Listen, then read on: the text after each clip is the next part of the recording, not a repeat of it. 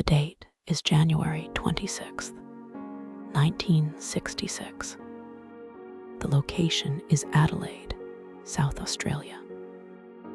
If you were to look at a photograph from this day, the first thing you would notice is the light.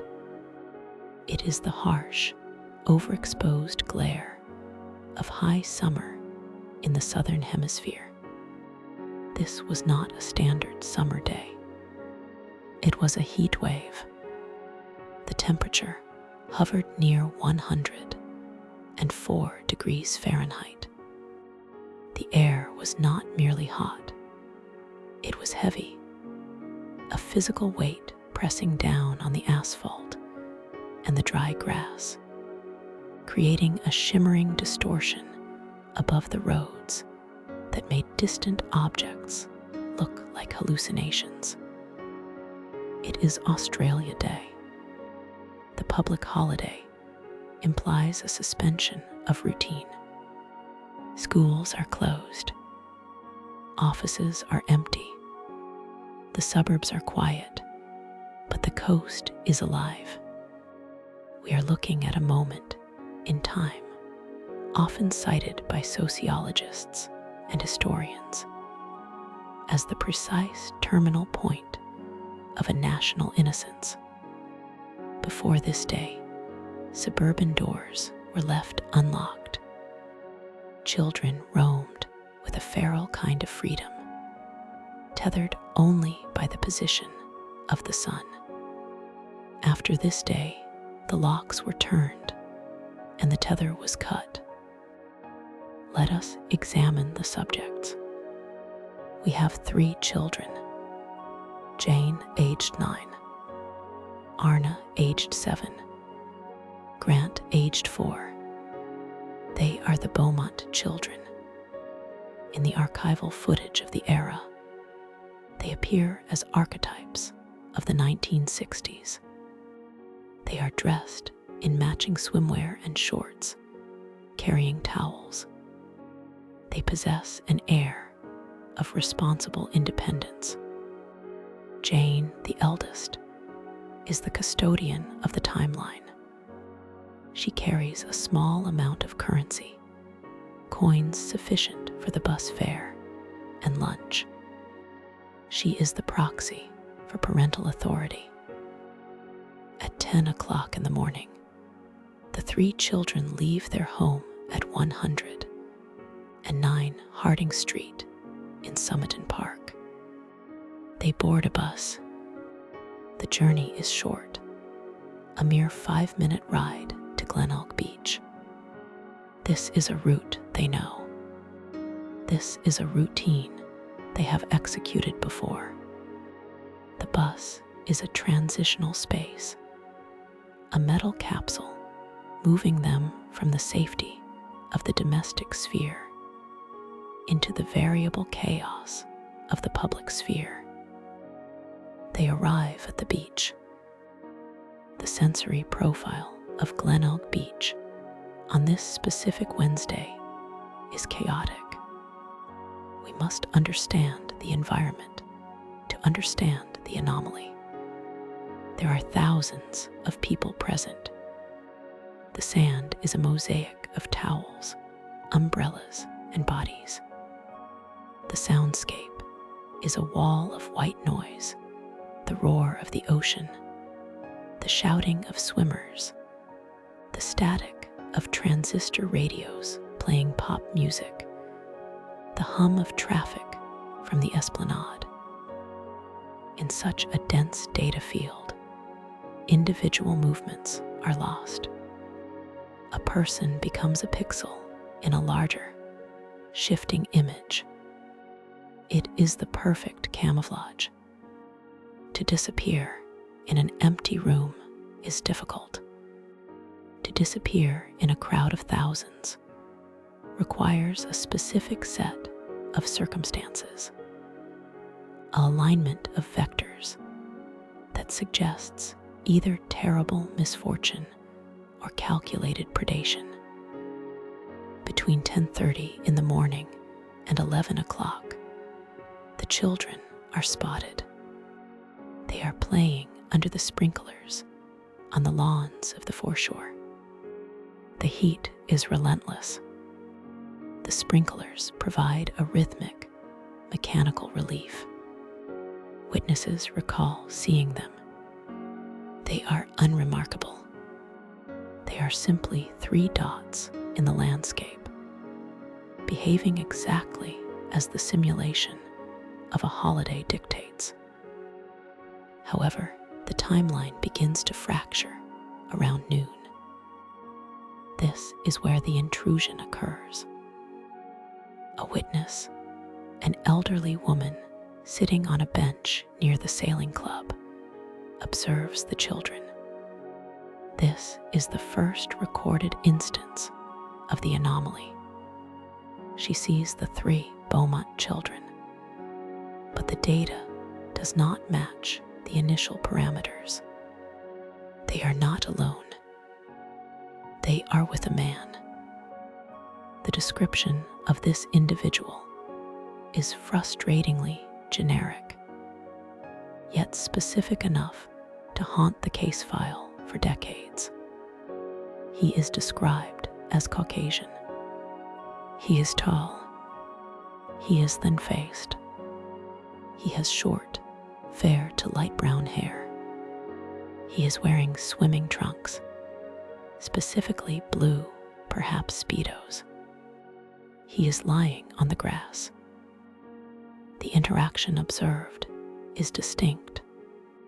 It is not aggressive. It mimics familiarity. The witness notes that the man is playing with the children. He is encouraging the youngest, Grant, in some form of tumbling or physical play. The children seem at ease. This is the high strangeness of the event. The Beaumont children were described by their parents, Jim and Nancy, as notoriously shy. They were instructed not to speak to strangers. Their programming was strict. Do not engage. Yet here they are, engaged. The eldest, Jane, is observed looking relaxed. There is no distress signal. The body language suggests a pre-existing relationship or a seduction of trust so rapid and total that it bypassed their natural defenses. The man is not dragging them. He is absorbing them into his orbit. At approximately 12:15 in the afternoon, the timeline yields physical evidence of the deviation. Jane walks away from the group. She heads towards the Wenzel's Cake Shop on Mosley Street. She is alone. She enters the shop. The transaction that follows is the single most analyzed purchase in Australian criminal history. Jane asks for a meat pie and a pasty. The shopkeeper knows the children. This is a small community. Faces are data points that repeat. The shopkeeper notices something inconsistent. Jane pays with a £1 note. This is a critical error in the pattern. Jane did not leave the house with paper currency. Her mother, Nancy, had given her 8 shillings and 6 pence, all in coins. The existence of the £1 note is a glitch. It is an external object introduced into the closed system of the children's inventory. It implies a donor. It implies that the man on the grass gave Jane the money. Furthermore, the purchase itself is an anomaly. The children had never purchased a meat pie before. Their standard protocol was strictly sweet treats or small snacks. A meat pie suggests a meal. It suggests they are being fed, or perhaps they are buying food for someone else. Jane returns to the group. The transaction is complete. The timeline moves forward. Around 12:45 in the afternoon, the children and the man are seen again. They are walking, but the vector is wrong. They are not walking toward the bus stop to return home. They are walking away from the beach, toward the changing rooms and the car park. The witness descriptions here become hazy, affected by the heat and the passage of time. One witness claims to see them walking near the Kali Reserve. The man is leading. The children are following, trailing slightly behind like ducklings. They are not running. They are not crying. They are simply processing a command to follow. At roughly 3 o'clock in the afternoon, the glitch solidifies into a permanent void. The children were due home. The agreement was explicit. They were to take the noon bus, arriving home by 12:30. When that deadline passed, Nancy Beaumont assumed a minor delay. Perhaps they missed the bus. Perhaps they lost track of time. It is a natural human reaction to normalize a deviation, to assume the system will self-correct. Nancy walks to the bus stop near their home. We must pause to consider the sensory experience of Nancy Beaumont at this moment. Standing on the hot pavement, the smell of melting tar, the relentless drone of cicadas in the gum trees. She is waiting for a visual confirmation that will never arrive. The 2 o'clock bus arrives. The doors open. The pneumatic hiss of the hydraulics is a sound of hope. Passengers disembark. Nancy scans the faces. She is looking for 3 specific shapes. She is looking for the towel, the swim trunks, the familiar gait of her children. The bus empties. The doors close. The bus pulls away. The pavement is empty. Nancy waits. The heat is still rising. The 3 o'clock bus is the next marker. She tells herself that they must have simply stayed too long in the water. They are children. Children have no concept of time. They are safe. They are together. The 3 o'clock bus arrives. Again, the mechanical sequence. Brakes, doors, passengers. Again, the visual scan. Again, the negative result. At this point, the unease transforms into dread. The silence of the house, when she returns to it, is deafening. The toys are where they were left. The beds are made. The space they occupy is ready for them, but they are not transmitting their location. Jim Beaumont returns home from work early, sensing the disturbance. He drives to the beach. We shift perspective to Jim Beaumont. It is late afternoon now. The shadows are lengthening, stretching out across the sand. The crowds are beginning to thin, but the beach is still active. Jim scans the water. He scans the jetty. He drives the grid of streets surrounding Glenelg. He is looking for a signal in the noise. He questions people. Have you seen them? 3 children. Jane, Arnna, Grant. The sun begins to set. The light changes from the harsh white of noon to the bruised purple of dusk. The ocean turns dark. The vastness of the water becomes a threat. The horizon line, which earlier promised leisure, now suggests an infinite hiding place. By 7 o'clock in the evening, the police are notified. The official mechanism of search and rescue is activated.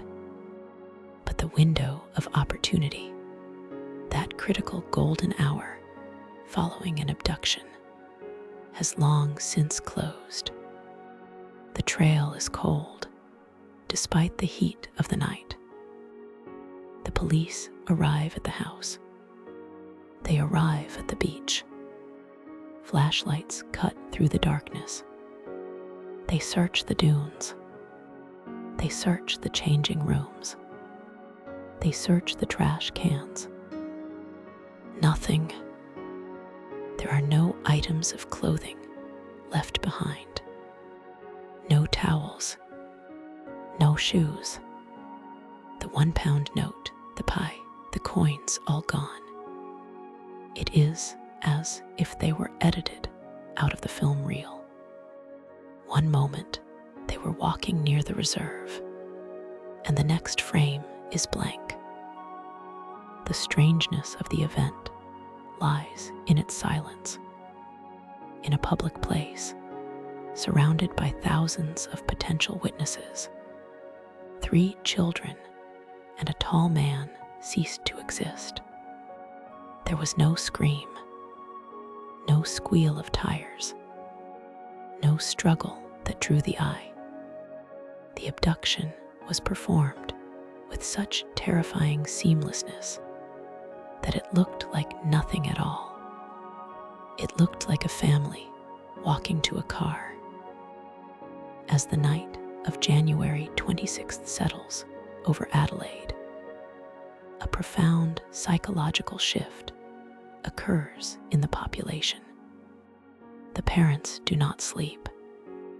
The police radios crackle with static, repeating the descriptions. Fair hair, blue swim trunks, 7 years old, 9 years old, 4 years old. The ocean continues to crash against the shore, indifferent to the loss. The heat persists, trapping the city in a fever dream. The Beaumont children have crossed a threshold. They have stepped out of the mundane world of buses and school holidays and into the liminal space of the unsolved. They have become ghosts before they are even confirmed dead.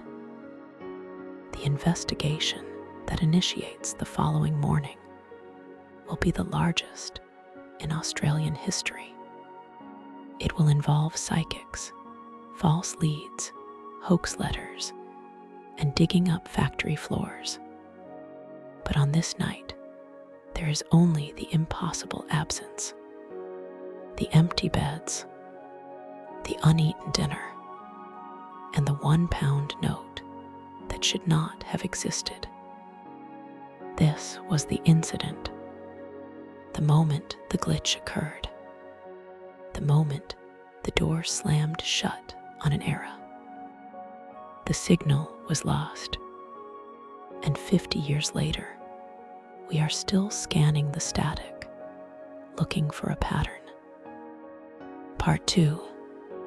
The context. To understand the disappearance of Jane, Arnna, and Grant Beaumont, we must first dismantle our modern understanding of risk. We must step out of the surveillance state of the 21st century and immerse ourselves in the sensory reality of Adelaide, South Australia, in 1966. This was not a time of digital footprints.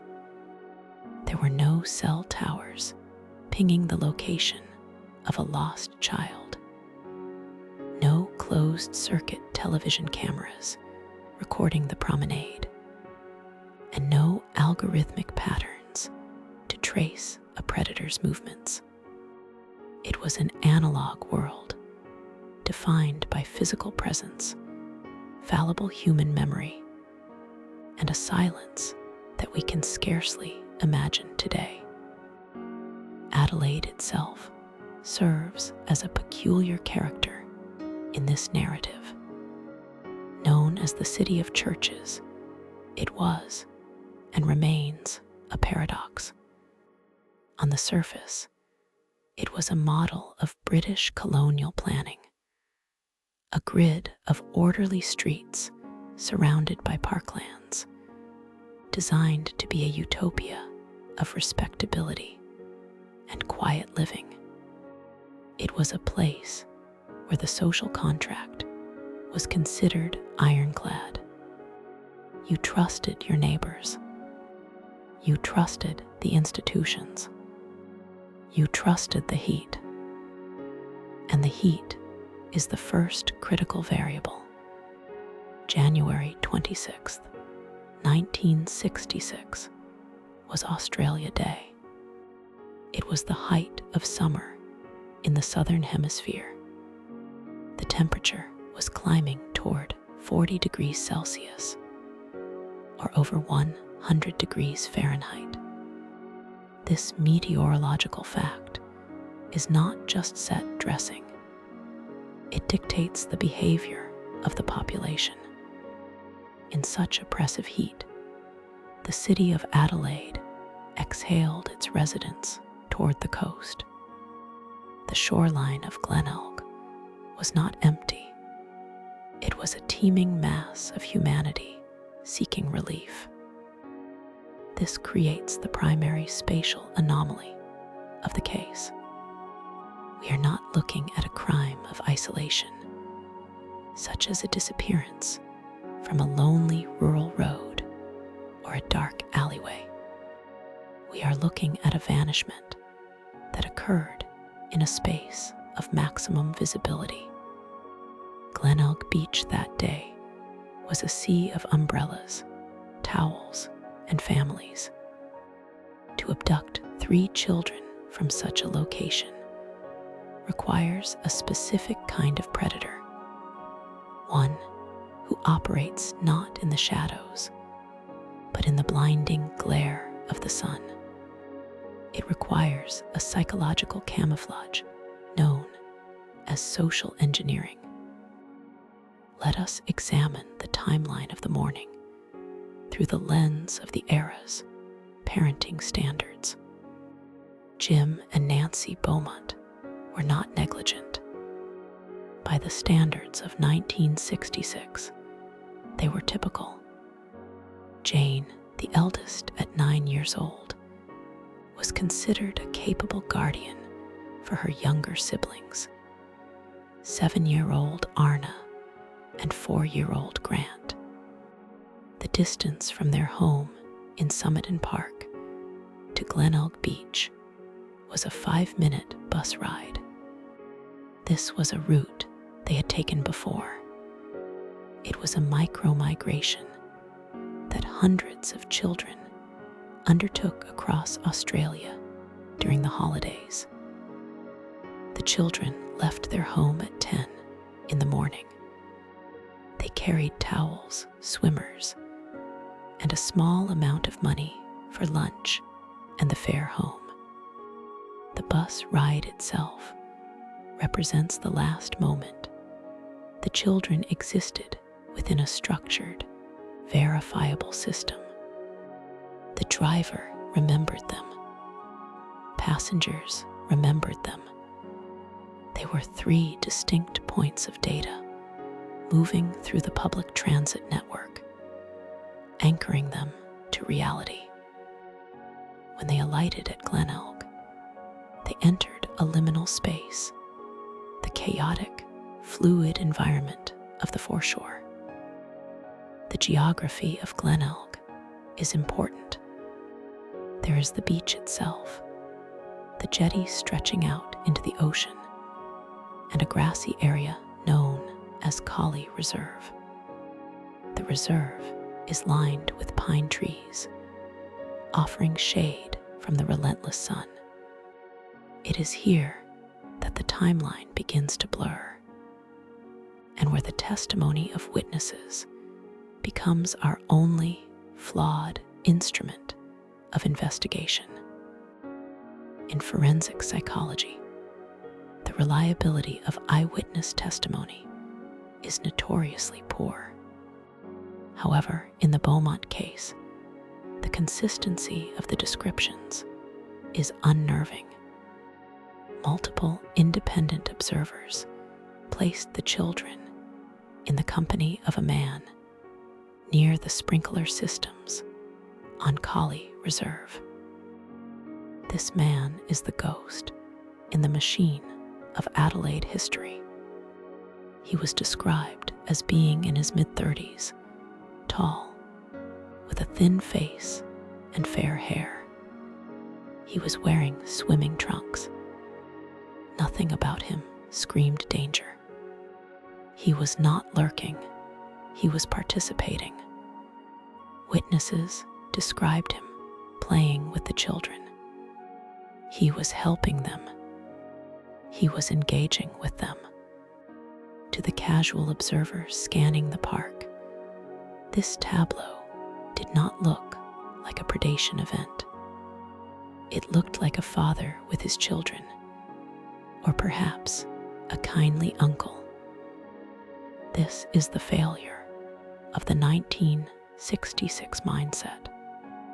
The cultural programming of the time dictated that adults were figures of authority and benevolence. The concept of stranger danger was not yet a part of the school curriculum. If an adult engaged a child, the child was expected to be polite. The predator exploited this societal trust. He weaponized the manners of the children against them. We must also look at the specific anomaly of the meat pies. This detail, seemingly trivial, provides a glimpse into the grooming process. At around 12:15 in the afternoon, Jane was seen buying pasties and a meat pie at Wenzel's Bakery. The crucial data point here is the currency. The parents had given the children enough coins for their fare and a small lunch, but Jane presented a £1 note to the bakery staff. In 1966, a £1 note was a significant denomination for a 9-year-old to possess. It was not part of the inventory provided by her parents. The implication is clinical and chilling. The man had given her the money. This transaction served two purposes. Logistically, it fed the children, keeping them compliant and stationary. Psychologically, it created a debt. By accepting the money and the food, the children were drawn further into a tacit contract with the stranger. It broke the barrier between observer and participant. The bakery staff knew the children. They noticed the anomaly of the meat pie. The Beaumonts usually bought pasties, but the stranger presumably requested the pie. This deviation from routine was noted, filed away in the memory of the shopkeeper, but not acted upon. Why would it be? A child with money is just a customer. By 3 in the afternoon, the children were expected home. they did not arrive, Jim and Nancy Beaumont entered the first stage of a nightmare that would grip the entire nation. Initially, they assumed the children had simply missed the bus. Jim drove to the beach. He scanned the crowds. He saw the ocean, the jetty, the reserve. But the landscape had swallowed them. The police investigation that followed exposed the severe technological limitations of the era. There was no capability to triangulate the children's movements. The investigation relied on boots on the ground, door-to-door inquiries, and the physical sifting of sand. The ocean was searched, operating on the grim hypothesis of drowning, but no bodies were found. No towels were recovered. No clothing washed up. The media landscape of 1966 amplified the horror. Television was still relatively new in Australia, and this became one of the first truly televised national traumas. The grainy black and white images of the searching parents were beamed into living rooms across the country. It created a feedback loop of anxiety. Every parent looked at their own children and realized the fragility of their safety. The Beaumont disappearance is widely cited by sociologists as the moment Australia lost its innocence. The era of open doors and roaming children ended on that January afternoon. As the weeks turned into months, the desperation of the investigation led to the inclusion of elements that border on the paranormal, further cementing the high strangeness of the case. The police, having exhausted traditional forensic avenues, engaged the services of Gerard Croiset, a parapsychologist from the Netherlands. This marks a significant departure from standard police procedure and highlights the total vacuum of leads. Croiset arrived in Adelaide with fanfare, treating the investigation like a performance. He identified a location at a warehouse where he believed the bodies were buried in concrete. The public fascination was morbid and intense. The warehouse was excavated. It was empty. The failure of the psychic avenue only deepened the mystery. It reinforced the idea that the children had not just been killed, but had been erased. We must also contextualize the Beaumont case within the broader, darker history of Adelaide itself. In the annals of criminology, Adelaide holds a reputation that contradicts its orderly design.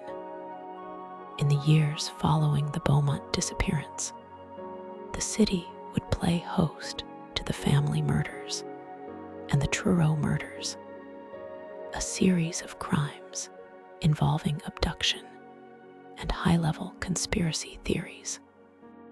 While there is no direct evidence linking the Beaumonts to these later crimes, the disappearance set the atmospheric stage.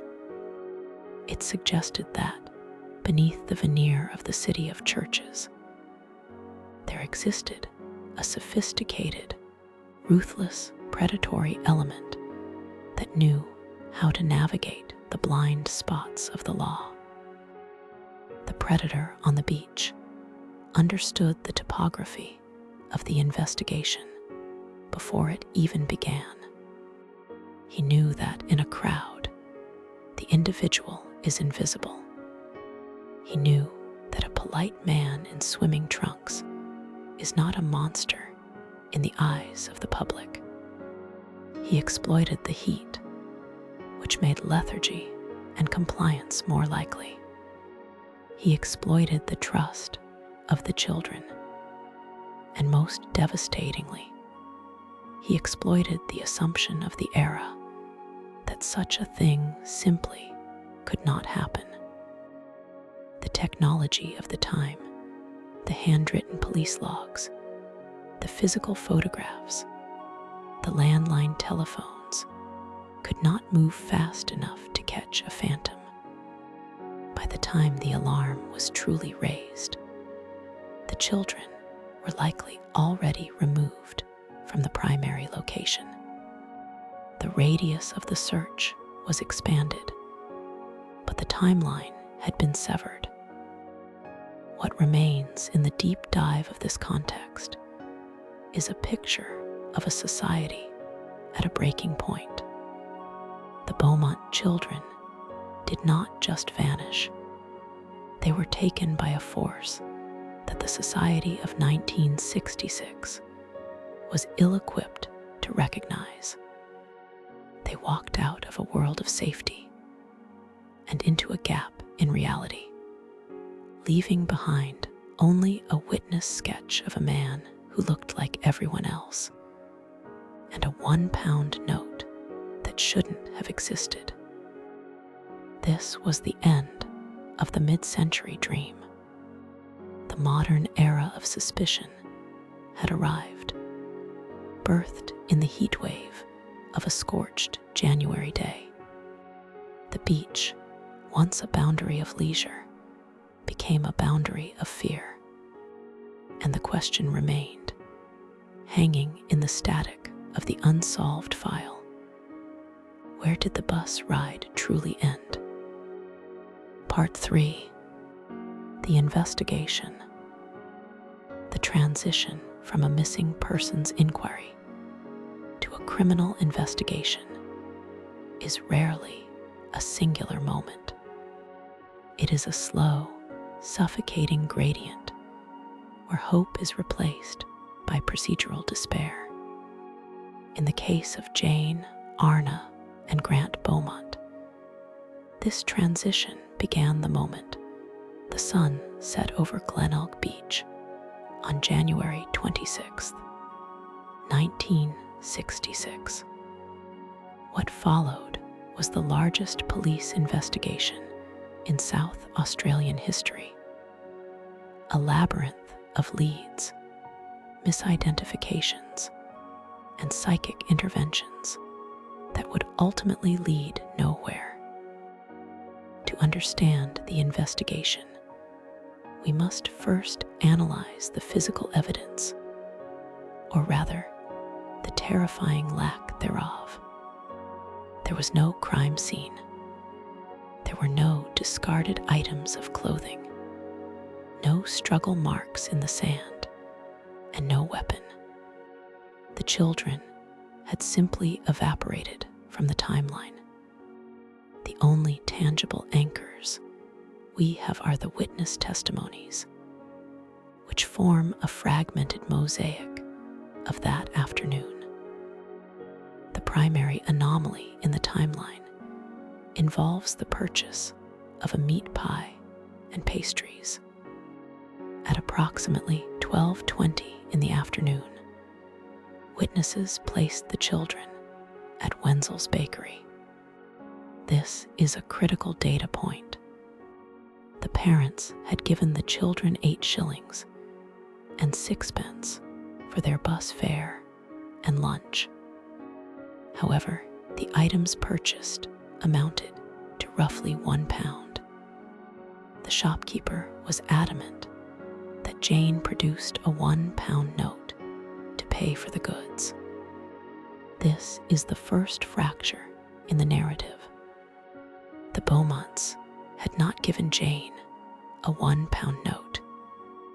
This suggests that in the interim period between their arrival at the beach and noon, the children had interacted with a third party who provided them with money.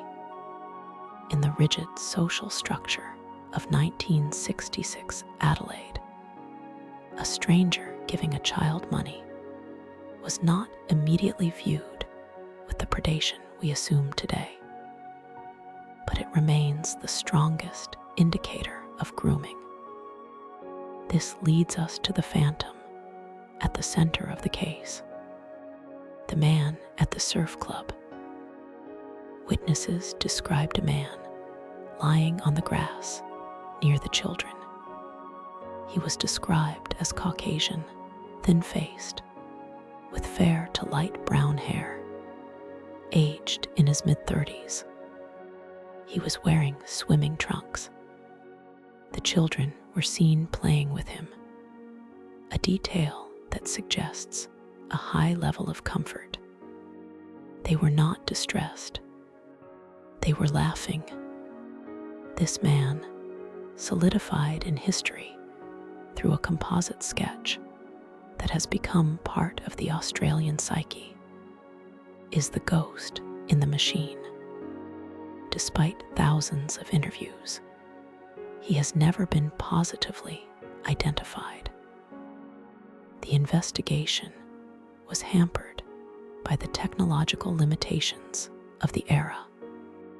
There was no closed-circuit television. There was no DNA profiling.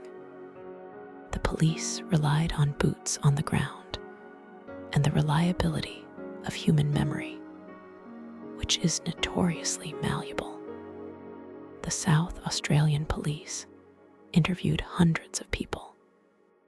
They checked the registration of every car that had been in the vicinity. They drained the Padawalonga boat haven. They sifted through the sand dunes. The sheer volume of data collected was analog, written on index cards and filed in cabinets, a physical database that grew more unwieldy by the day.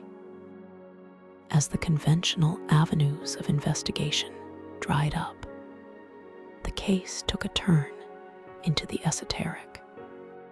This brings us to a specific chapter of high strangeness that defines the desperation of the time. Enter Gerard Croiset. Croiset was a Dutch parapsychologist and clairvoyant who arrived in Australia in November 1966. His involvement turned a police procedural into a media circus. Croiset claimed to have a vision of the children buried in a warehouse near the primary school. He described the location with confident specificity. The public pressure was so intense that the owners of the property, despite their skepticism, allowed an excavation. The police, the media, and a crowd of onlookers watched as concrete was smashed and earth was moved. They found nothing. No remains. No clothing. Just the empty earth. The failure of the psychic lead was a crushing blow to the public morale. Yet it serves as a fascinating sociological data point. It illustrates the collective bargaining stage of grief. When logic fails, we turn to the irrational. We must now examine the suspects. Over the decades, several names have risen to the surface, only to sink back into the ambiguity of circumstantial evidence. The first is Bevan Spencer von Einem. While primarily associated with the family murders, a series of abductions that occurred later in the 1970s and 80s. Von Einem represents the darkness that was festering in Adelaide. He allegedly bragged to prison associates about taking the Beaumont children. But these claims are viewed by many investigators as the posturing of a narcissist seeking notoriety. The timeline does not fit cleanly, as von Einem would have been quite young in 1966, though not too young to be capable of harm. A more compelling and physically matching suspect is Arthur Stanley Brown. In 1998, passing the 30th anniversary of the disappearance, police looked closely at Brown. He bore a striking resemblance to the composite sketch of the man at the beach. He was a known sex offender. Witnesses who saw the sketch decades later identified him with chilling certainty. However, by the time he was considered a prime suspect, Brown was elderly and suffering from dementia. He could not confirm or deny his involvement. He died in 2002, taking whatever secrets he held to the grave. Then there is the theory that has gained the most traction in the digital age: the theory of Harry Phipps. Phipps was a local factory owner and a man of high social standing. This fits the profile of someone who could lure children without raising immediate alarm. The digital archaeology regarding Phipps is extensive. In recent years, a man claiming to be Phipps's son emerged with a harrowing account.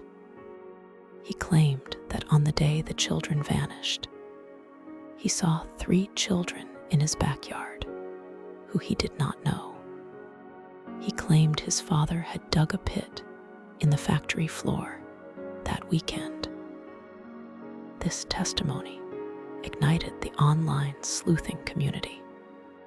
It led to a privately funded excavation of the factory site in 2013.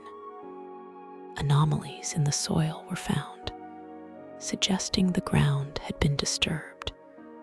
But again, no remains were recovered. 2 brothers, acting on their own investigation, wrote a book explicitly naming Phipps as the perpetrator. They posit that the children were taken, abused, and disposed of within hours. Phipps died in 2004. Like Brown, he escaped earthly justice. This brings us to the aspect of digital archaeology. Why does this case persist with such intensity in the modern era? The Beaumont children have become a grim fixture of the internet's archival memory. If you navigate to forums like Web Sleuths or the Unresolved Mysteries subreddit, you will find threads with thousands of comments. Users analyze the grainy black and white photographs of the beach. They use artificial intelligence to enhance the composite sketch of the suspect, trying to pull a real face out of the charcoal lines. They cross-reference the bus timetables from 1966 with meteorological data. This digital footprint is a testament to the case's psychological impact. It is a puzzle with missing pieces that the internet is desperate to manufacture. We see the digitization of old newspaper clippings from the Adelaide Advertiser, preserved on sites like Trove. These digital artifacts allow a new generation to walk the streets of 1966 Adelaide, to feel the heat of that summer, participate in an investigation that ostensibly ended decades ago. However, there is a danger in this digital resurrection. The forums often act as an echo chamber. Theories are repeated until they feel like facts.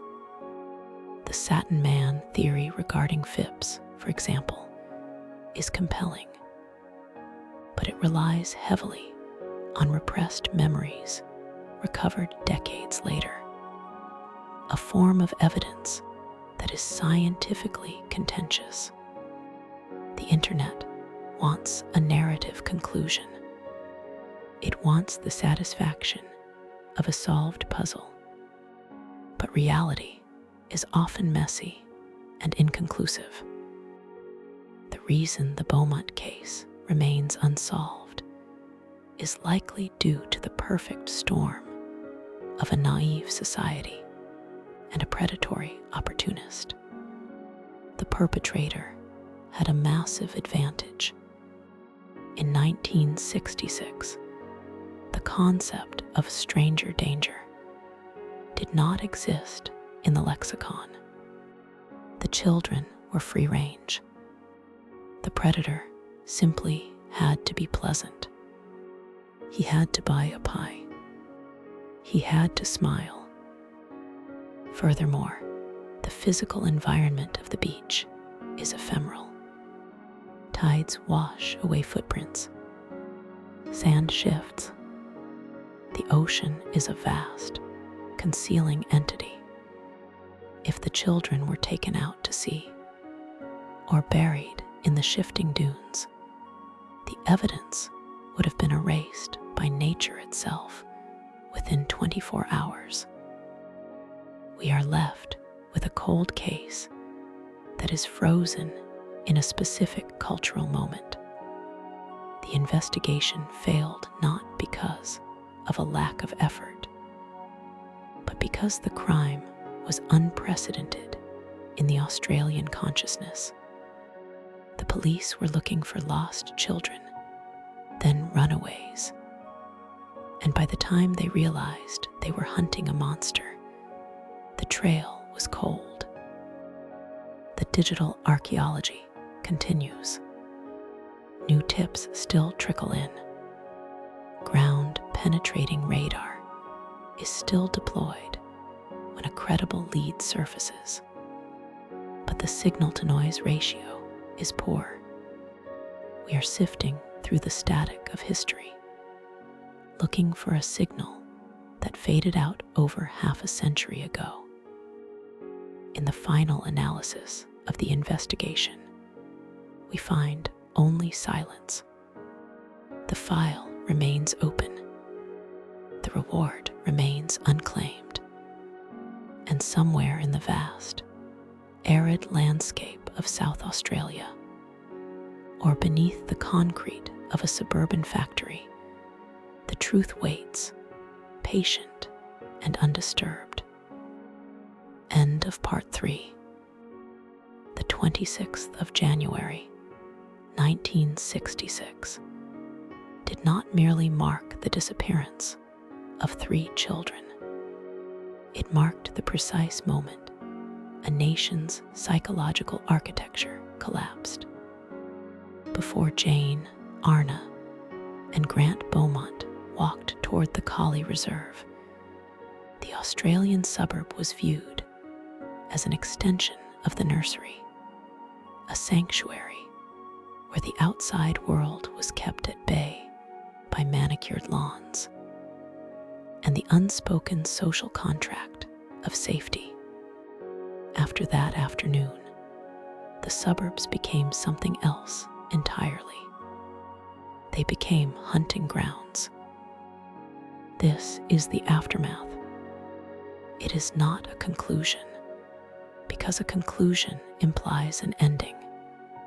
And in the case of the Beaumont children, there is no ending. There is only a suspended cord, a silence that has stretched for decades, filling the space where answers should be. The immediate legacy of the event was a tangible shift in parenting, a phenomenon sociologists and historians have retrospectively termed the loss of innocence. It was a rapid, brutal evolution. The concept of stranger danger was no longer a parable found in fairy tales. It was a mandate broadcast on the evening news. Children who had previously roamed the streets until the streetlights flickered on were suddenly tethered to their front yards. The radius of childhood freedom shrank from miles to meters. Every white sedan became a vessel of potential malice. Every tall, thin man with a distinct hairline became a specter. But beyond the sociological shift, we must look at the procedural wreckage left behind. The investigation itself, viewed through the lens of modern digital forensics, appears almost tragic in its analog limitations. We look back at the identikit sketches, the handwritten logs, and the reliance on visual memory, and we see a system overwhelmed by a crime it could not comprehend. The questions that remain unanswered are not merely about the identity of the perpetrator, but about the mechanics of the disappearance itself. How does a man abduct 3 children from a crowded beach on a national holiday without causing a scene? This is the primary anomaly that haunts the case file. Witnesses described the children playing with the man. They described a relaxed demeanor. This suggests grooming, a psychological manipulation that occurred in plain sight. But the timeline contains fractures. The postman who claimed to see the children walking home alone at 3 in the afternoon contradicts the timeline of them being with the suspect at the beach. Was the postman mistaken?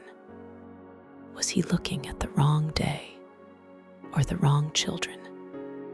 Or, more disturbingly, did the abduction happen later than we think, implying a period where the children were separated from the suspect and were making their way back, only to be intercepted again? These discrepancies are the static in the signal. They are the gaps where the truth hides. Then there is the matter of the physical evidence, or the complete lack thereof. The banknotes given to the children by their father, the towels, the books Jane was carrying.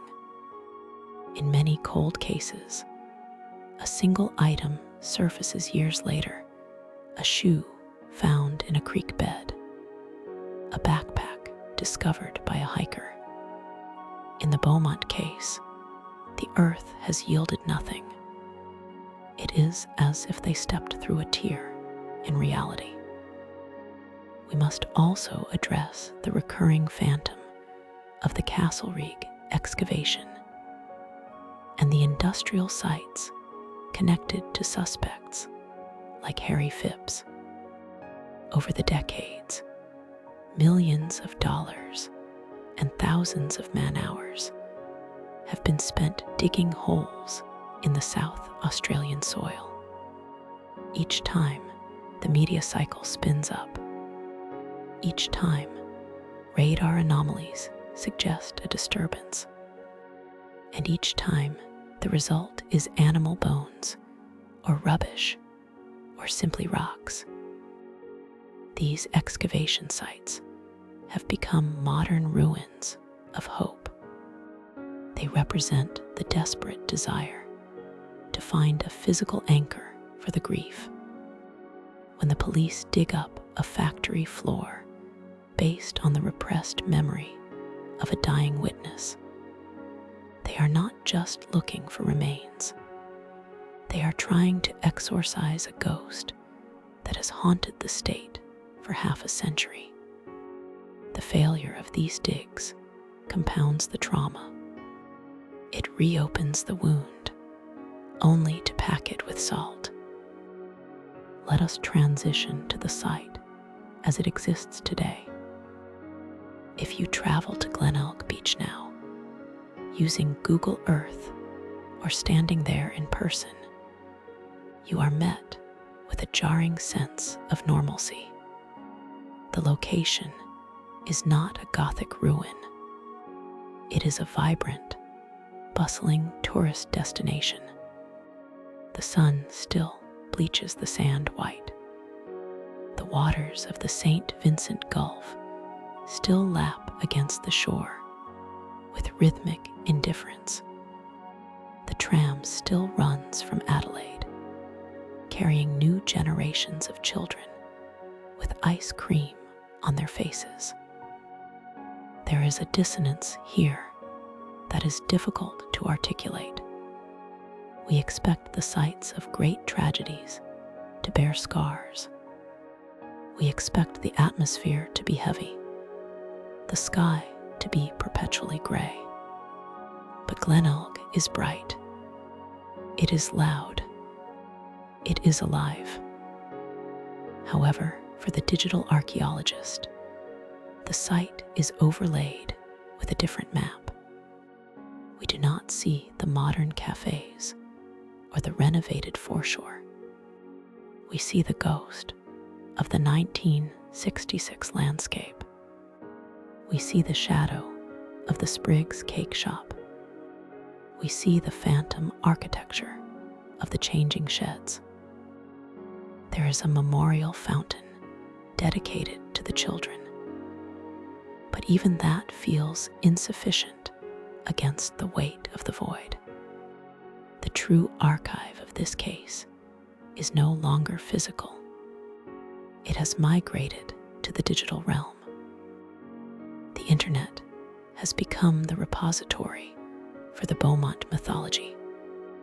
On forums like Reddit, web sleuths, and archived GeoCities pages from the early 2000s, the case is dissected daily.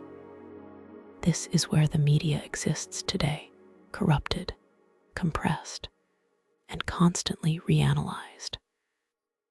Images of the children have been shared so many times that the JPEGs are degrading, the pixels blurring into digital artifacts. The famous photograph of the three of them, Jane with her short hair, Arnna smiling, Grant looking slightly away, has become an icon of the macabre. It has been stripped of its context as a family photo and repurposed as a symbol of the unknown. In these digital spaces, the signal-to-noise ratio is deafening. Armchair detectives draw lines between the Beaumonts and the family murders of the 70s and 80s. They overlay maps of Adelaide with pinboards of missing persons. While this collective intelligence keeps the case alive, it also contributes to a distortion of history. Facts are misremembered and repeated until they become lore. The sketch of the suspect becomes more detailed in the imagination than it ever was on paper. We see the corruption of memory in real time. The satchel man becomes a boogeyman, a fictional construct that absorbs all the anxieties of the era. The actual human being who committed this crime, a man who likely lived, aged, and perhaps died in anonymity, is replaced by a mythic monster. This brings us to the philosophical core of the cold case. Why does the Beaumont disappearance hold such a singular power over the psyche? It is because it represents the ultimate violation of the narrative structure we use to understand our lives. We are programmed to expect cause and effect. We are programmed to expect a beginning, a middle, and an end. When the ending is removed, the story does not stop, it loops. The Beaumont children are trapped in a liminal space. They are frozen in 1966. They do not age. Jane is always 9. Arnna is always 7. Grant is always 4. They never grew up to have careers, to have families, to experience the heartbreak and mundane joys of adulthood. They remain perpetually innocent, and therefore, the crime remains perpetually fresh. There is a concept in philosophy known as hauntology, the idea that the present is haunted by the lost futures that never came to pass. The Beaumont case is a hauntological wound on the history of Australia. We mourn not just the children, but the future that was stolen from them, and the version of society that died along with them. The unknown is terrifying, not because it is empty, but because it is a mirror. When we stare into the void of the Beaumont case, we project our own worst fears into the darkness. We fear that we cannot protect those we love. We fear that evil is not rare, but common, and that it can walk among us in a pair of swimming trunks on a crowded beach, smiling and offering to buy us a pasty. The site at Glenelg remains. The police files remain, yellowing in a vault. The digital threads continue to spin, but the silence is the loudest thing of all. We are left with the final lingering image, not of the crime, but of the moments before. 3 figures, small against the vastness of the ocean, walking away from safety and into the haze of a heatwave. They are walking toward a horizon that will never arrive. In the end, we do not solve the mystery.